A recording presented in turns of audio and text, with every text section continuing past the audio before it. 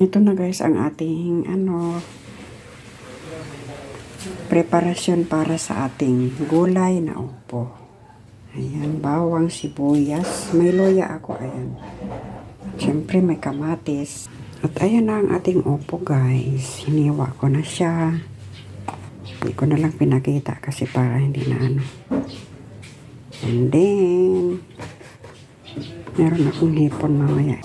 Ito na guys, nagigisa na ako ng ating sibuyas, bawang, saka luya. Pinagsabay-sabay ko na yan. Parehas lang naman yan. Ayan.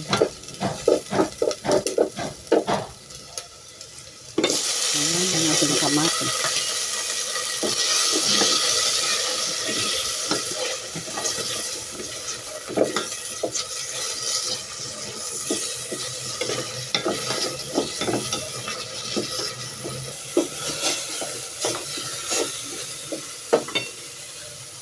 Ano ang ating hipon. Ayan.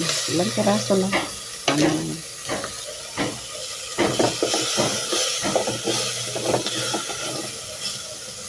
Pansahog lang naman.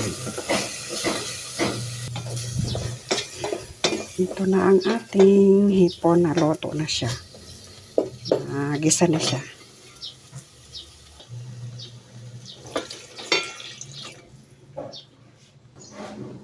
Ayan na guys, kumulo na at ilagay ko na ang ating opo. Ayan na.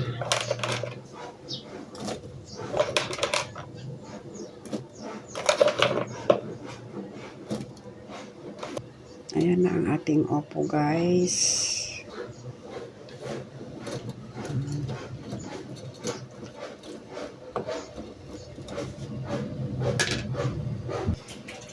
Lagyan ko lang siya guys ng kalahating nor shrimp na nor. Siyempre ang ating asin. Ayan. At hindi mawawala ang ating paminta guys. Paminta na durog.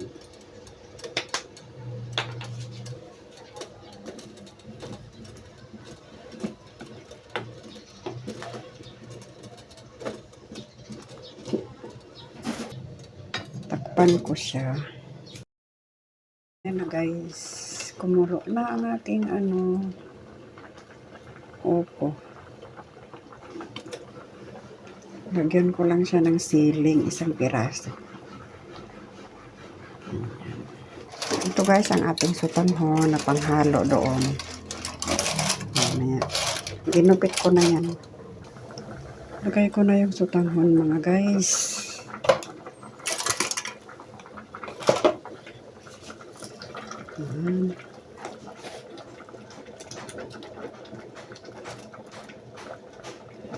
Sotanghon. Opo with sotanghon. Ayan.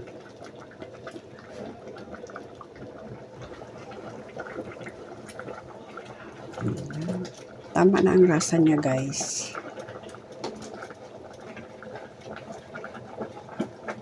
Pwede na nating i-off ang ating kalan.